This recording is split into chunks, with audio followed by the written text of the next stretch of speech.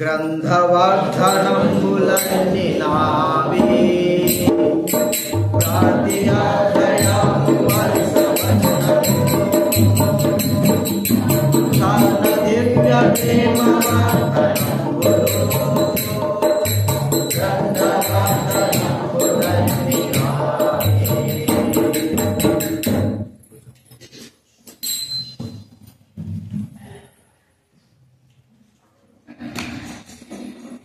ప్రార్థన చేసుకుందాము.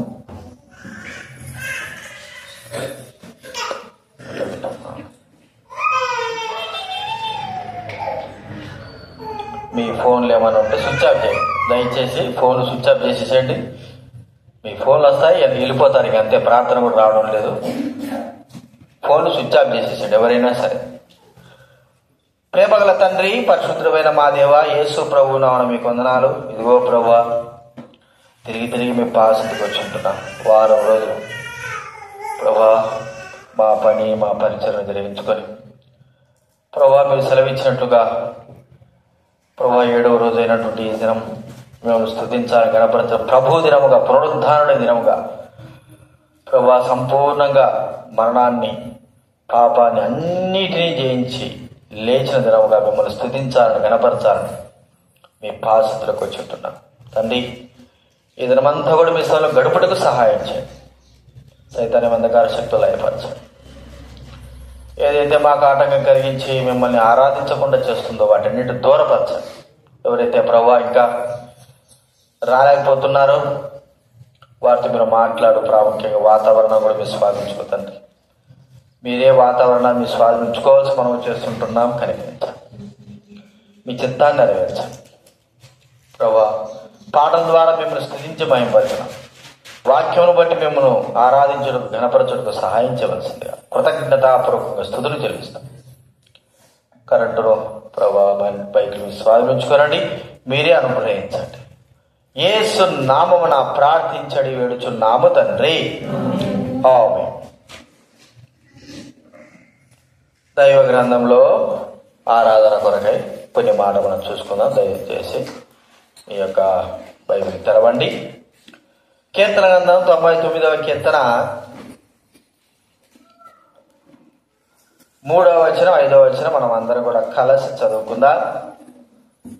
దయచేసి 99వ కీర్తన, కీర్తన గ్రంథం 99వ కీర్తన 3వ వచనము 5వ వచనం మనం అందరం కూడా కలిసి చదువుకుందాం. 3, 5 అందరం చదువుకుందాం. భయంకరమైన నీ గొప్ప నామమును వారు స్తుతించెదరు. యెహోవా పరిశుద్ధుడు. 5వ వచనం మన దేవుడైన యెహోవాను ఘనపరచుడి, ఆయన పాదపీఠం ఎదుట సాగిలపరుడి, ఆయన పరిశుద్ధుడు. అదే రీతిలో 2వ తెస్సలోనికి రాసిన పత్రిక, క్రొత్త నిబంధనలో 2వ తెస్సలోనికి రాసిన పత్రిక తిమోతికి ముందు ఉంటుంది. 2వ అధ్యాయం 16వ వచనం మనం అందరం చదువుకుందాం. 2వ తెస్సలోనికి రాసిన పత్రిక తిమోతి గ్రంథం 189వ పేజీ బైబిల్ వెనక నుంచి తిమోతి గ్రంథానికి ముందు భాగం ఉంటుంది. 2వ తెస్సలోనికి రాసిన పత్రిక 2వ అధ్యాయము 16వ వచనం 17వ వచనం ఈ రెండు మనము కలిసి చదువుకుందాం.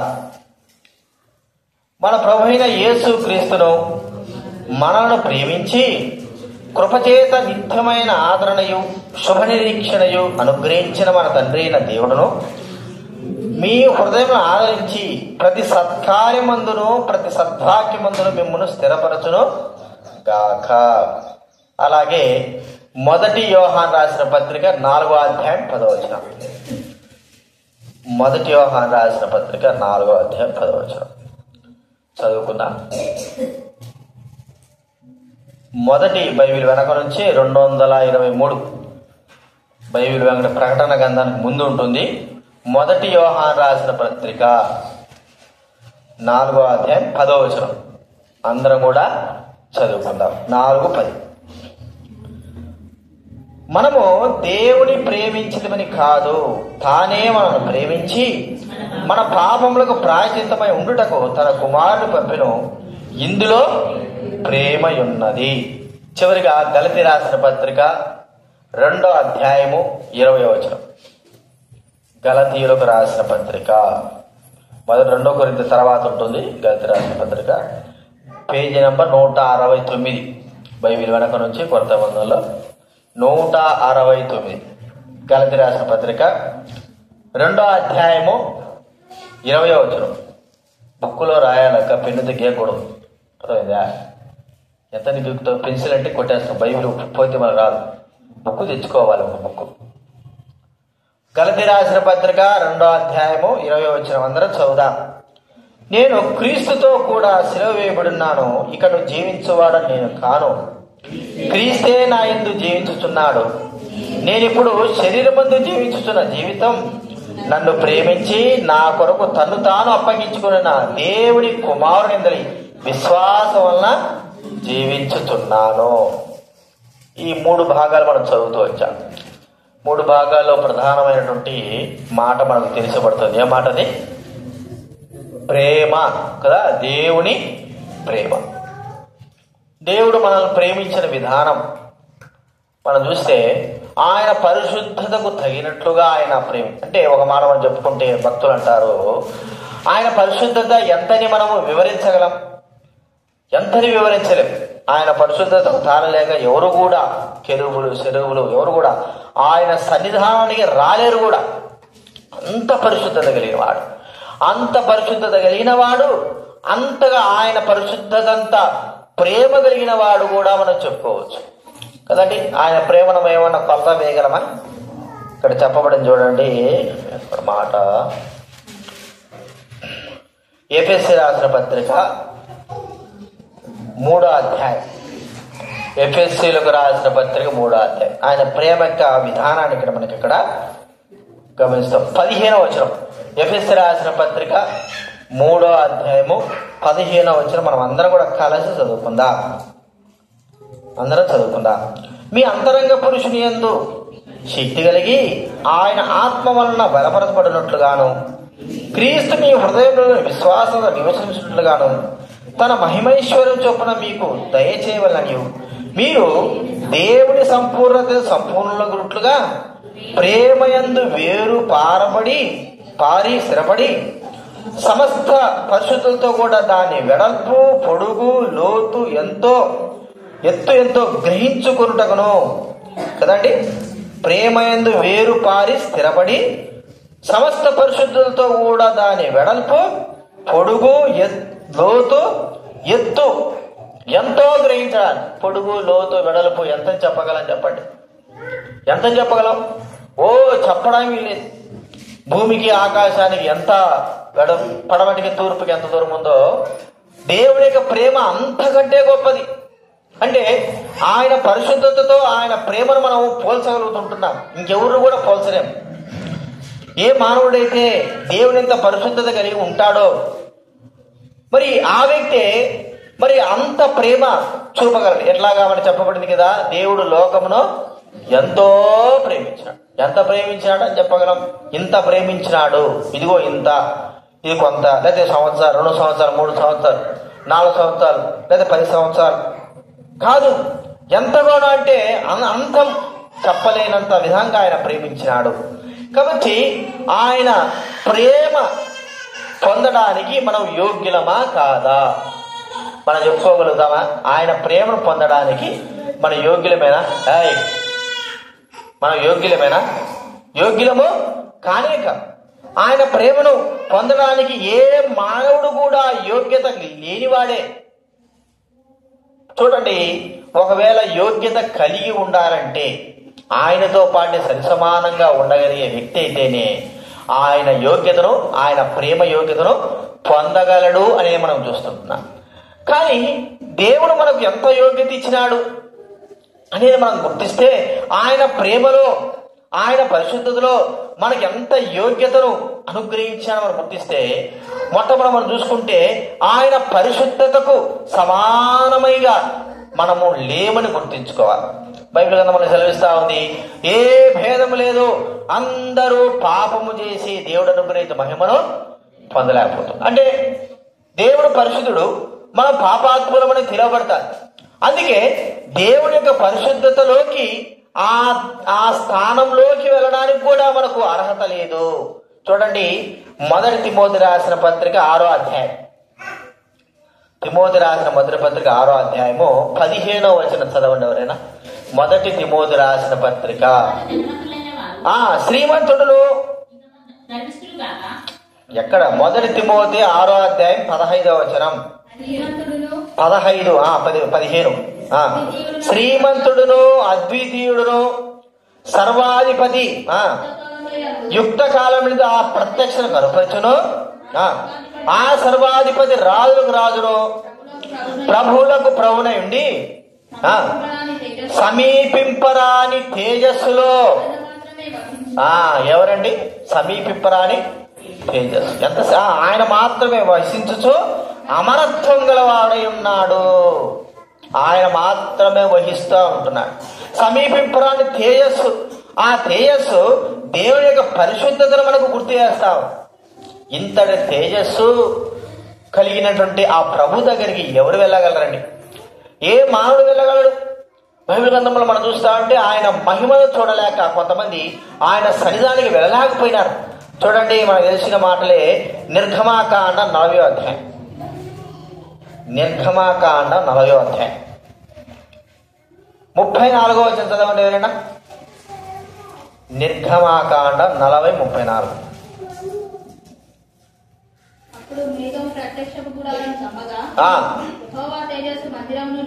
యెహోవా తేజస్సు మందిరం నింపెను. ఆ మేఘము మందిరం మీద నిలుచుట చేత నిండెను గనుక మోషే ప్రత్యక్ష గుడారంలో మోషే ప్రత్యక్ష గుడారంలో వెళ్ళలేక ఉండెను కదండి. మోషే వెళ్ళలేకపోయినాడు. మరి ఆ యొక్క యాజకులు కూడా దేవుని యొక్క ప్రత్యక్ష గుడారంలో వెళ్ళలేకపోయినారు అని మనం చూడగలుగుతుంటున్నాం. చూడండి, మొదటి రాజుల గ్రంథం 8వ అధ్యాయం. మొదటి రాజుల గ్రంథం 8వ అధ్యాయం.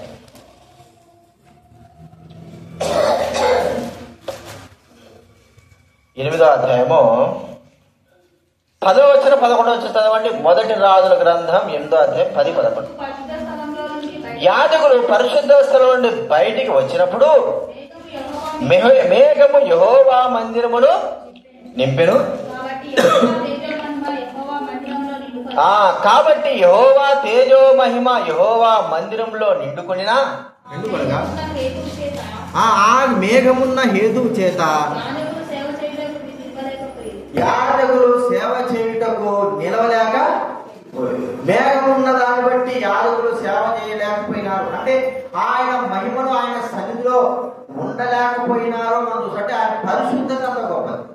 చెప్పిన వారు కదా, అంత పరిశుద్ధత కలిగిన ప్రభు మనల్ని తన ప్రేమకు యోగ్యులుగా చేయడం అనేది మనం ఆలోచించదగ్గ విషయం.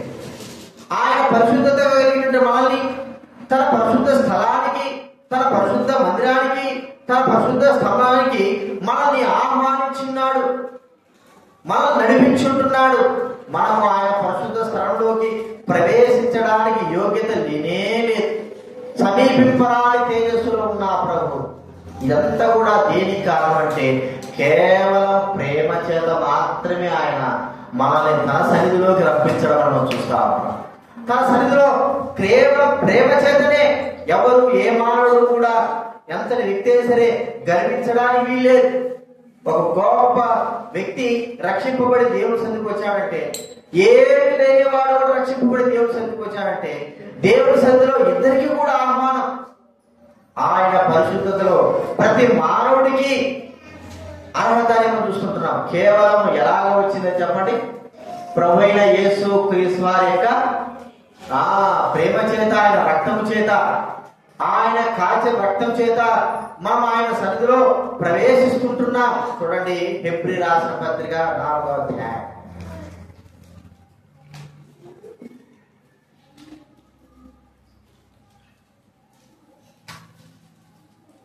అధ్యాయము 16వ చదవడం.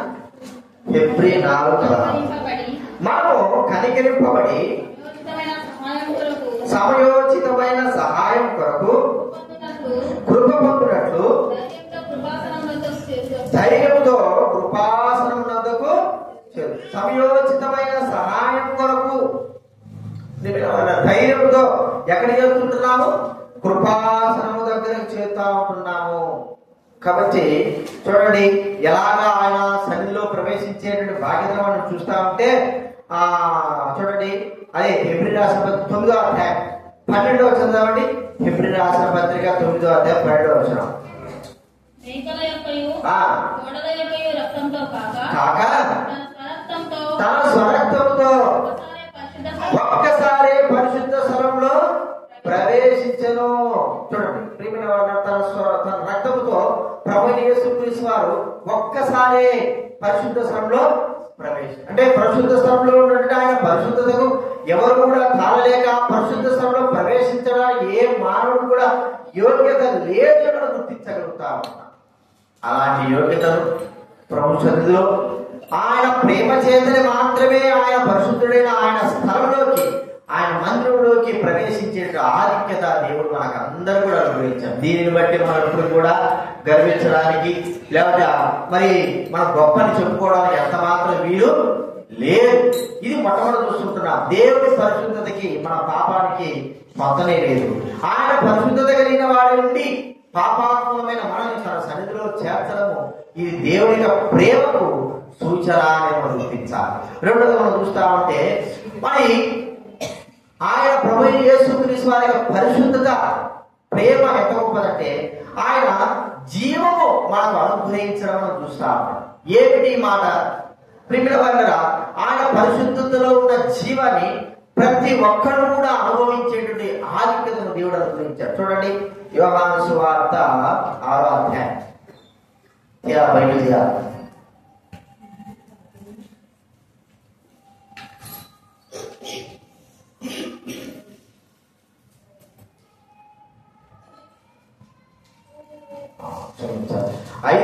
యోహాను సువార్త 5:4. నా మాట విని నన్ను పంపిన వాడిని విశ్వాసించువాడు నిత్య జీవము గలవాడు. నిత్య జీవము కలిగిన వాడు ఎవరండి? ప్రభువైన యేసుక్రీస్తు వారిని ఎవరైతే అంగీకరిస్తారో ఆ వ్యక్తి ఎవరు? నిత్య జీవము కలిగినటువంటి వ్యక్తి. జీవం, ఆయన పరిశుద్ధతలో జీవం ఉంది. ఆ జీవము దేవుని ప్రేమ చేత ప్రతి ఒక్కరు కూడా అనుగ్రహించడానికి ఆయన సిద్ధమై ఉన్నాడు. ఇదినా దేవుని జీవం మనం పొందాము అంటే ప్రభువైన యేసుక్రీస్తు వారిని అంగీకరించిన ప్రతి ఒక్కరు కూడా, ఆయన రక్తంలో కడగబడిన ప్రతి ఒక్కరు కూడా, మరి బాప్తిసం తీసుకున్న ప్రతి ఒక్కరు కూడా దేవుని జీవంలోకి చేర్చబడ్డారు. ఒక మాట చెప్పుకోవాలంటే క్రీస్తులోకి మనము వెళ్ళిన వారంగా ఉంటున్నాం. అందుకే అన్నాడు చూడండి, కొలస్సీ రాసిన పత్రిక 3వ అధ్యాయం, కొలస్సీ రాసిన పత్రిక 3వ అధ్యాయము 3వ వచనం చదవండి ఎవరైనా. కొలస్సీ 3:3.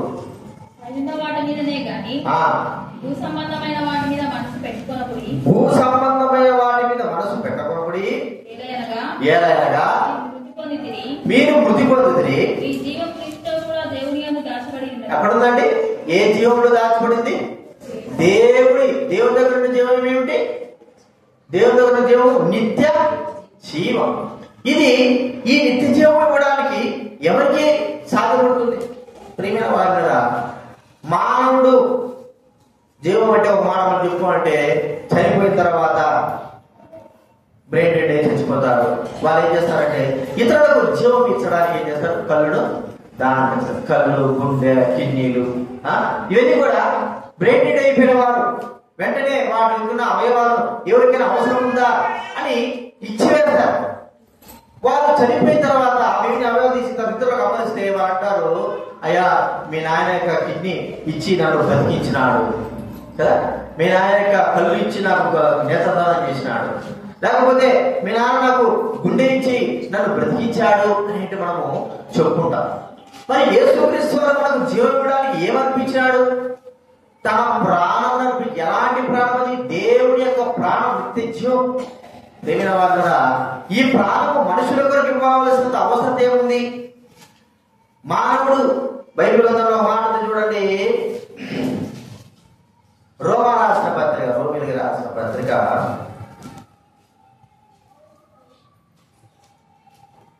5వ అధ్యాయం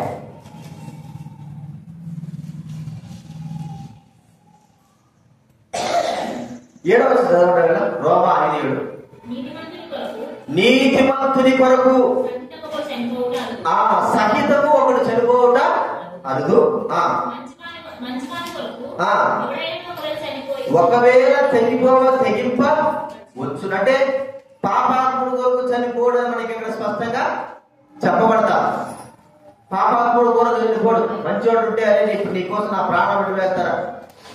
ఒక వ్యక్తికి ఏదైనా జామీన్ ఉన్నా పూచి ఉండాలన్నా మంచోడైతేనే అలాంటి కార్యములు చేస్తారు.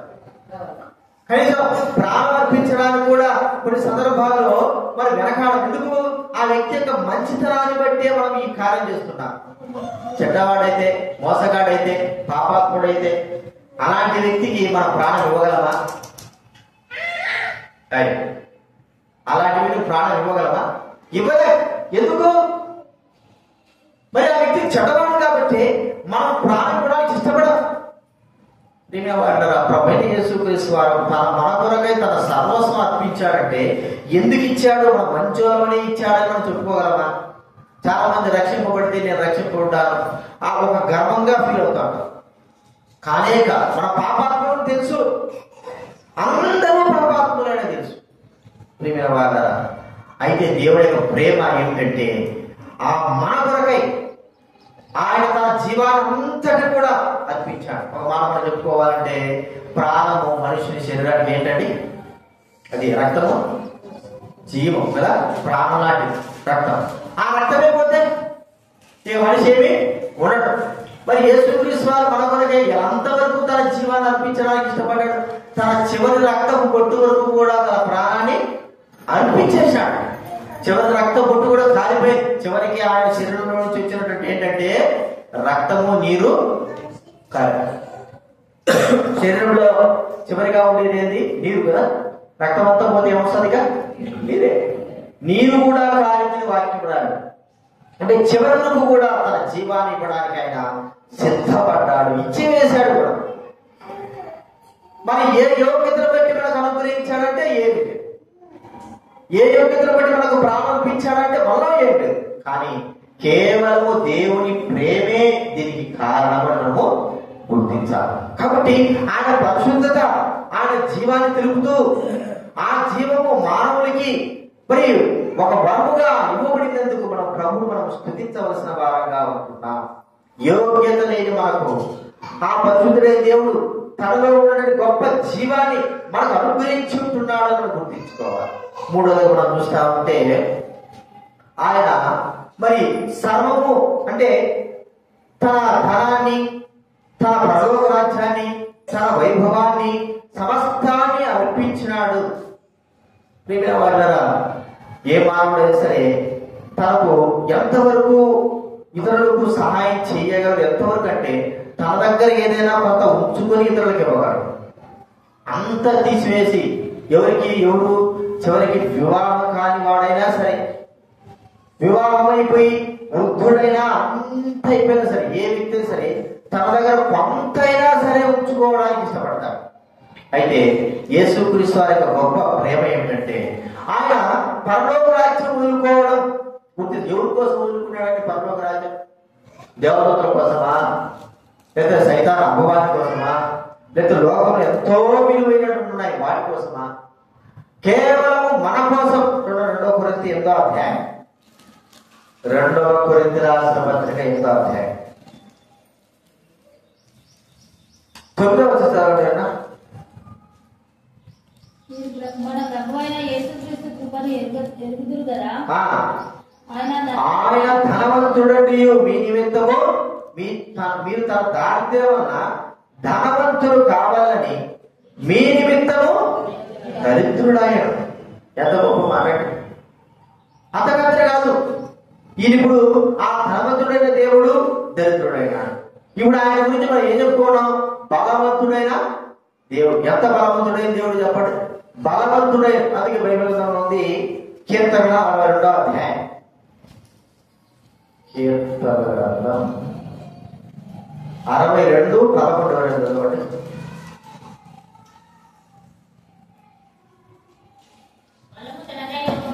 బలము తలదని ఒక మారు దేవుడు సెలవిచ్చను. బలం ఎవరిదండి? దేవుడిది బలం, మనుషులది కాదు. అయితే మనుషులు విరవీగుతా ఉంటారు. ప్రేమిల వాటారా, మనుషులు విరవేయడం కాదు, దేవుడు బలవంతుడైన దేవుడు. ఇలాంటి బలవంతుడైన దేవుడు మన కొరకై ఏమర్పించుకున్నాడు? ఎలాగ చేయబడ్డాడు? బలహీనుడుగా. ఎంత బలహీనుడు అండి? ఎంత బలహీనుడు? ప్రభుని దేవుడు తనకు అన్నీ ఉన్నాయి, శక్తి బలం అన్నీ ఉన్నాయి కదా. ప్రభు అన్నాడు, నేను ఒక్కసారి ఆయనకు భుజబలం ఉంది, ఆయనకు మరి దూతబలం కూడా అన్ని బలాలు ఉన్నాయి. కానీ ఆయన అంటున్నాడు, మరి నేను బలహీనుడనైతే ఎలాగ బలహీనుడు? యేసు ప్రభు వారిని ఈ లోకంలో సిలువ వేస్తా ఉన్నప్పుడు, మరి ఆయన పుట్టినప్పటి నుంచి చనిపోయేంత వరకు కూడా ఎంత బలహీనుడు అంటే, ఇష్టం వచ్చిన మాట్లాడినా కూడా ఆయన ఎటువంటి చెల్లించలేదు. ఆయన బలం ఉంది, సంస్థాన్ని నాశనం చేయగలడు. ఆయన పుడుతున్నా కూడా మౌనంగా ఏమనలేదు. ప్రియమైన వారు కదా, ఎంత బలహీనుడో, ఎంత బలవంతుడు, ఎంత బలహీనుడు అయిపోయినాడో ఒకసారి గుర్తించుకోవాలి. ఎవరి కోసం ఇది? కేవలం మన కోసం. ఎందుకు? ఆయన ప్రేమ రుజుపరిచాడు. ఆయనే బలవంతుడుగా ఉంటే ఈ భూలోకం ఏముండదు. భూమిని చేతు ఏళ్తారు కొట్టాడు అనుకో, మన గోళీని ఏం చేస్తాడు చెప్పండి? ఆయన కొడితే అందరూ కొడతారు. అట్ట ఏం చేస్తాడు? భూమిని కూడా అట్లా కొట్టగాడు, అంతగా చేయగలడు. భూమిని చేతులతో చేసేవాడు, విసిరివేయగలడు. మరి ఆయన ఇంత బలవంతుడైనాడంటే చెప్పాలి. ప్రియమైన వారురా, ఎంతో బలవంతుడైనాడు. ఆయన పరిశుద్ధత, ఆయన బలాన్ని గుర్తిస్తా ఉంది. అంత బలవంతుడైన దేవుడు బలహీనుడు కావడానికి కారణం కేవలం మనమే. దీంట్లో ఏమన్నా మన యొక్క బలము, జ్ఞానము, లేకపోతే డబ్బు ఏమన్నా ఉందా? ఏమి లేదు. అంత కూడా ఆయన యొక్క మరి కృప, ప్రేమ చేతనే ఇవన్నీ చేస్తున్నాడు. ఆయన కొట్టేటప్పుడు ఆయన బలవంతుడుగా నిరూపించుకోగలిగితే ఆ సమయాన్ని అంతా కూడా ఏమైపోయి చెప్పండి? నాశనము. చెప్పి ఒక సందర్భంగా చెప్తాను. ఏలియా కరివేల కొండ పైన ఉంటే ఒక రాజు ఏలియా పట్టరాబోదని చెప్పాడు. ఏలియా దగ్గరికి 50 మంది ఇచ్చినారు. 50 మంది సైనికులు వచ్చి, ఏలియా దైవజుడా, నిన్ను మా రాజు పిలుస్తాను, రావాలా అంటాడు. నేను నిజంగా దైవజుడు అయితే పైకి చేయగలవాలా? అగ్ని దిగి వచ్చి మీ అందరినీ 50 మందిని సరే అయిపోయింది. ఆడ రావడం ఆలస్యంలో 50 మంది పోయినారు. రెండో వాడు వచ్చాడు, మళ్ళా 50 మంది వచ్చాడు. వాడు కూడా అదే మాట్లాడాడు. ఆయన మళ్ళీ మాట చెప్తే అట్లా 50 మంది ఒకటేసారి, 50 మంది కాదు. ఎంత బలం చెప్పండి, ఎంత బలం. మరి ఒక వ్యక్తికి ఈ లోపల అంత బలం ఉంటే దేవుడికి ఇంకెంత బలం ఉండాలి? ప్రియమైన వారు, ఆయన ఎంత బలం కలిగిన వాడు. బలహీనుడుగా ఉన్నాడంటే అర్థం ఏంటి? మనం ప్రేమిస్తున్నాడు అని అర్థం. ప్రేమిస్తున్నాడు కాబట్టి ప్రేమైన వారు, ఆ ప్రేమను బట్టి తన రాజ్యం వదులుకున్నాడు, పరలోకం వదులుకున్నాడు, బలహీనుడైనాడు, ఈ లోకంలో మన కొరకే చనిపోయినాడు. ఇదంతా కూడా కేవలము ఆయన పరిశుద్ధత యొక్క ప్రేమను బట్టి మనకు జరుగుతా ఉందని మనం గుర్తించుకోవాలి. ఇది మూడోది మనం చూస్తున్నాం. చివరిగా మనం చూస్తా ఉంటే, దేవుడు మననే ప్రతి ప్రేమించినాడు.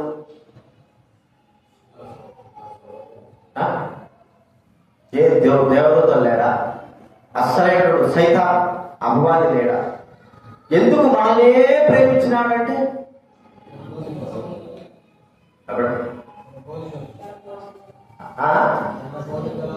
తన పోలికలో చేసుకున్నాడు. చేసుకోవడం కూడా ఆయనే స్వహస్తాలతో మనం తయారు చేశాడు. ప్రియమైన వారు, మరి ఎంత బొమ్మ పిల్లలకి ఏదైనా సొంతగా బొమ్మ తయారు చేసినా ఏదంటే ఎంత ప్రేమ ఉంటుంది కదా. ఆ బొమ్మను వదిలిపెట్టడం, సొంతగా తయారు చేసుకుంటే బొమ్మని.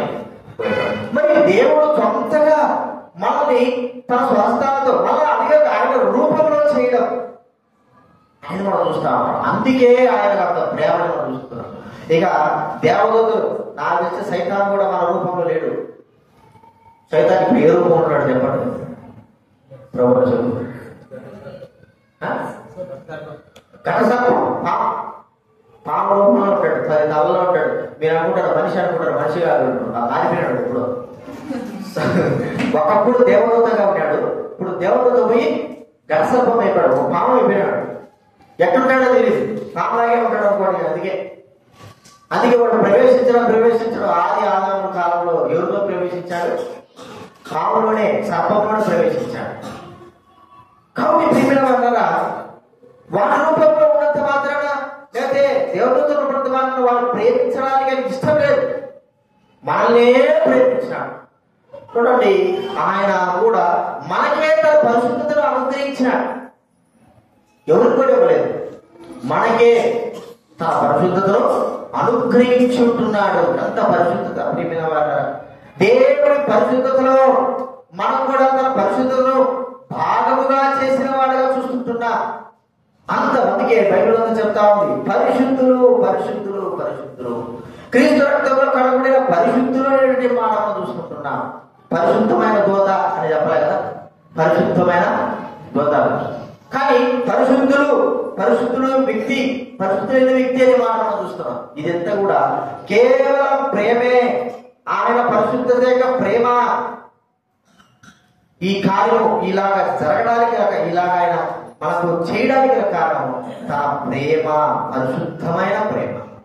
కాబట్టి ఈ 400 విషయాలు మనం గుర్తించుకుంటే వీటన్నిటి దేనికి యోగ్యత ఎవరికి కూడా లేదు, ఏ వ్యక్తికి కూడా లేదు, యూదులకు కూడా లేదు. కేవలం మనకు అనుగ్రహించి ఉంటున్నాడు. అందరికీ ఆయన రక్తంలో కడగబడడానికి, పరిశుద్ధులుగా చేయబడడానికి, జీవం అనుగ్రహించడానికి, దేవుడి ప్రేమను పొందడానికి ఆయన మనకు అనుగ్రహించినటువంటి గొప్ప ఈవేదని మనం గుర్తించుకొని ఆ పరిశుద్ధుడైన దేవుడు మనము ఘనపరిచి ఆరాధించి మహిమపరుతాము, ఆరాధనలో ప్రవేశిస్తాము. లేచి కూడా మనం